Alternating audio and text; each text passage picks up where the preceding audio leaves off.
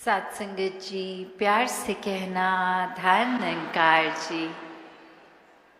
समागम के ये अब इस रूप में आखिरी दिन, जहाँ सुबह सभी ने एक वो रूप देखा कि टेंटों के आगे से एक पालकी रूप निकलना, और कितने ही महापुरुष जो पंडाल में नहीं आ पाए होंगे समागम के द्वारा, तो दासी और राजपिता जी का भी भाव होता है कि उनके टेंटों तक फिर पहुंचा जाए और ऐसे ही हर एक के दर्शन किए जाएं। तो वो सुबह से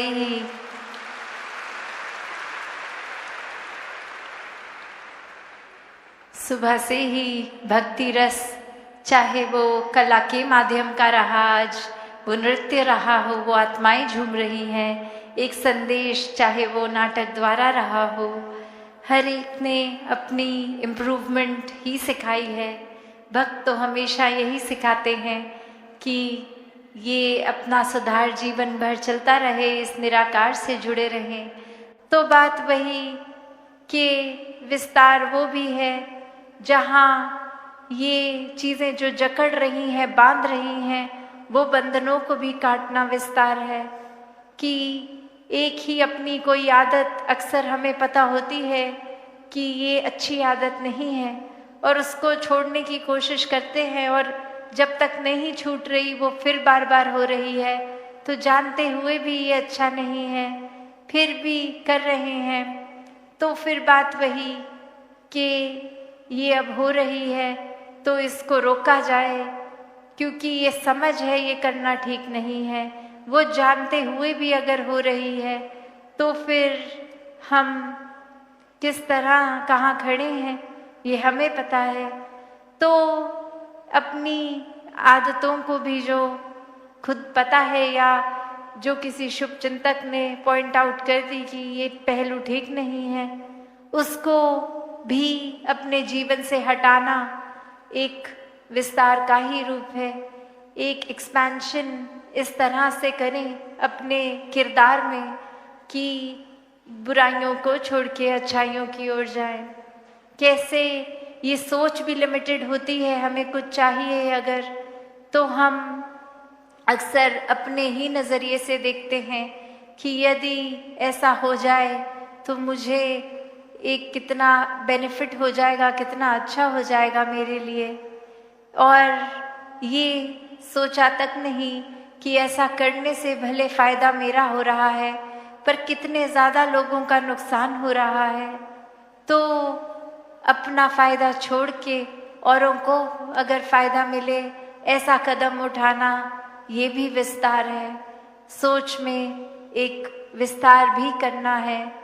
अपने एक नेचर की भी बात करते हैं हम, अपने स्वभाव की बात करते हैं, तो अक्सर ऐसा भी हो जाता है कि हम अपनी आदतों में इतने बंध गए कि अगर सुबह उठते ही किसी की आदत है कि पहली चीज़ अगर गर्म पानी मिले, चाय मिले, कॉफ़ी मिले, जो भी आदत है, अगर वो किसी तरह वो चीज़ उस रूटीन में नहीं हुई तो उठते ही दिल में सबसे पहले वो चिड़चिड़ापन हो जाता है कि हर दिन के मुताबिक जो आदत थी वो तो आज हुआ नहीं, कुछ अलग हो गया।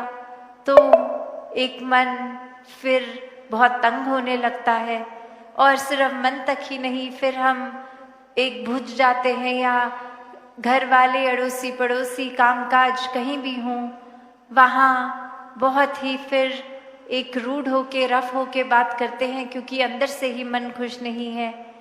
तो इतनी छोटी छोटी चीज़ों का भी इतना बड़ा इम्पैक्ट पड़ जाता है। तो फिर वहाँ भी विस्तार करना है। एक घर परिवारों की अगर बात करें कि जहाँ ये तन इस परमात्मा की देन है, तो इस तन का भी पूरा ख्याल करना है।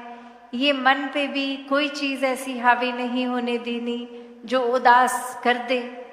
तो अक्सर ये जो सामने आता है कि एक डोमेस्टिक वायलेंस का भी एग्जाम्पल ले लें कि घर में पति पत्नी, माँ बच्चों, पिता बच्चों में, या और किसी सदस्य में अगर कोई मारपीट हो रही है, तो अक्सर कोई एक सदस्य सोच ले अगर कि ये एक दो बार हो गया है, अब मुझे आदत डालनी होगी, तो वो भी गलत है, वो भी चेतनता नहीं है, क्योंकि एक शरीर का भी मन का भी ध्यान रखना है। ज्ञानी अवस्था आने के लिए सिर्फ और सिर्फ जो त्याग करना है वो अहंकार का, अपने आप के होने का, तभी इस परमात्मा में एक हो पाएंगे।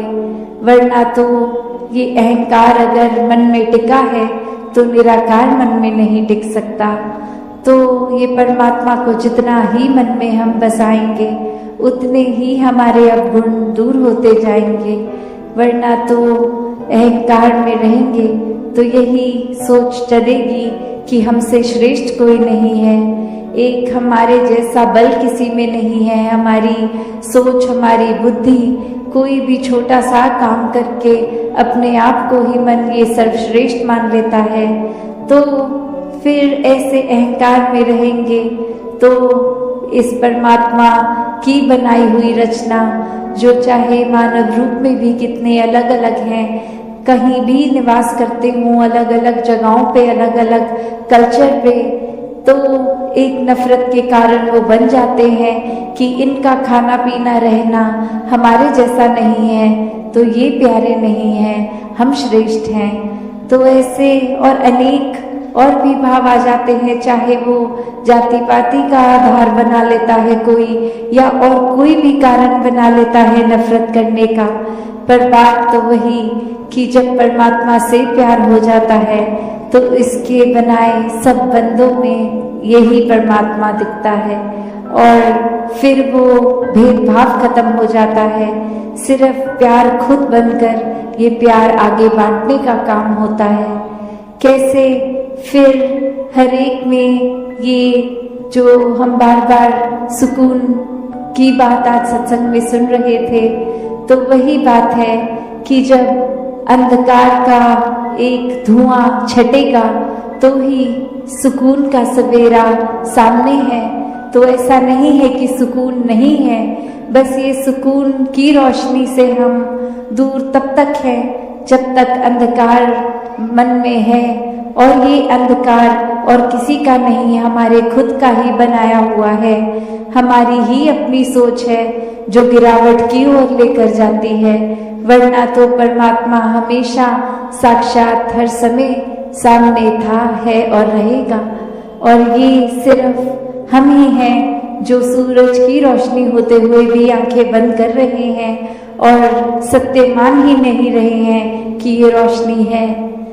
तो ये दिन रात की अगर बात है तो वो फिर भी अगर फिजिकली देखे तो अभी सुबह है, कुछ घंटों में रात हो जाएगी। ये रोशनी और अंधेरे की बात, ये फिर भी कभी सत्य असत्य हो सकती है, पर ये हमेशा का सत्य, ये परमात्मा, ये ही जो कोई परिस्थिति के साथ बदलता नहीं है, कभी ज्यादा या कम नहीं होता। ये अपनी जगह पे शुरू से कायम दायम है, अभी भी है, पहले भी और आगे भी। ये किसी भी भाग में खंडित नहीं किया जा सकने वाला, कभी समाप्त ना होने वाला। तो इस परमात्मा के साथ जितना एक मन से नाता जोड़ेंगे, मन के सारे विकार दूर होते जाएंगे। ये अहंकार की भी बात कि अहंकार में आता है जब कोई इंसान, तो वो अपने आप में इतना उलझ जाता है, खुद को ही अपने दिमाग में इतना ऊंचा बनाकर कि फिर और कोई नजर ही नहीं आता। एक दिमाग भी फिर चतुर चालाकियां करने लग पड़ता है। जैसे एक उदाहरण, एक कहानी रूप सभी ने बहुत बार सुनी होगी, तो वही कहानी का भी दासी अब आधार लेगी कि एक इंसान जहाँ बहुत ही कला में समर्थ था, एक बिल्कुल ऐसी मूर्ति बनाता था कि लगता था बिल्कुल असली है, और उस इंसान ने बहुत लोगों से कर्जा ले लिया और अब चुकता नहीं हो पा रहा था। और फिर उसको पता था कि एक तिथि के दिन वो कर्जदार जिसका है उसने आके पैसे मांग लेने हैं। तो बहुत दिन पहले ही अपने ही आकार की इतनी सारी मूर्तियां बना ली जो बिल्कुल हूबहू उसी की तरह, और जब वो कर्जा लेने के लिए आए वापस अपना मांगने, तो एक जैसे व्यक्ति इतने सारे एक कमरे में दिखे, तो बात वही कि वो खुद भी मूर्ति की तरह एक स्थिर होके एक जगह खड़ा हो गया, एक पोज बना के, और बाकी मूर्तियां तो वैसे ही अजीवित, वैसे ही अपनी एक ही आकार में। तो अब वो इंसान जो अपने पैसे लेने आया, वो देख के इतना शक कि अब मैं लूं भी तो किससे, और एक एक को छूकर हिलाकर बात करूंगा तो समय भी इतना लग जाएगा, तो इतनी सारी मूर्तियों में कैसे मैं असली को पहचानूं। और सभी इतनी असली लग रही कि पता ही नहीं कि कौन असली है कौन नकली है। इतनी सही एक्यूरेट वो मूर्ति बन गई। और अब वो इंसान कुछ सोचता है कि आज तो पैसे लेने ही हैं, तो एक तरकीब निकाली जाए।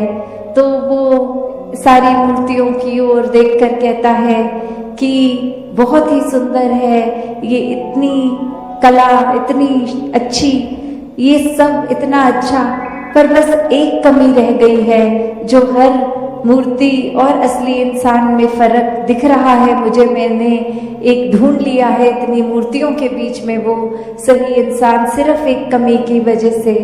और वहाँ वो मूर्तिकार उस समय सिर्फ इतना ही उसके अहंकार पर ठेस पहुंची कि ये कौन मेरी कमियां निकालने आ गया है, मैंने तो बहुत ही एक असल दिखने वाली मूर्ति बनाई है, कोई कमी नहीं है।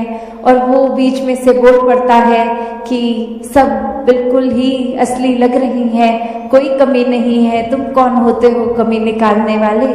तो फिर वो इंसान कहता है कि आजा, तुझे ही ढूंढ रहा था। तो कैसे ये भाव मन के कि ये बात इंसान जहाँ अपने आप को अहंकार के कारण इतना ऊंचा मान लेता है कि फिर एक अपने आप को इतना संपन्न मानते हुए दिमाग से कितनी चतुर चालाकियां भी कर लेता है, पर वही अहंकार है जो उसको डूबा ले जाता है, वो वही खत्म हो जाता है इंसान। तो कैसे जहाँ वही बात कि ये उदाहरण में तो चलो वो एक घटना की तरह, पर हम अपने जीवन में कितनी बार ऐसा कर लेते हैं, छोटी छोटी चीज़ें भी, कि अगर घर में किसी दिन खाना बना लिया तो घर वालों को ही खिलाया और किसी ने छोटी छोटी कमी निकाल दी, नमक कम है या कुछ भी, तो कैसे वो मन पे ठेस पहुंच जाती है। कैसे वो एक बात आती है कि इतनी मेहनत करके इतना समय लगा के खाया, और फिर मन में भाव वो जहाँ इतने प्यार से खाना बनाया वही एक मन हमारा ही खट्टा हो जाता है। या फिर कोई और उदाहरण कि किसी ने कोई चीज़ भी एक पॉइंट आउट कर दी कि ये हम में ठीक नहीं है, हमें एज अ पर्सन अपने किरदार में ये एक बदलाव लाना है। बाबा जी ने यही कोशिश करी कि एक इंसान को दूसरे से नज़दीक कर दें, ये दिल को दिल से मिलाया जाए। और फिर भी आज अगर हम नज़र डालें तो आज के संसार में भी हमारे आसपास यही देखने को मिलता है कि फ़र्क आज भी किए जा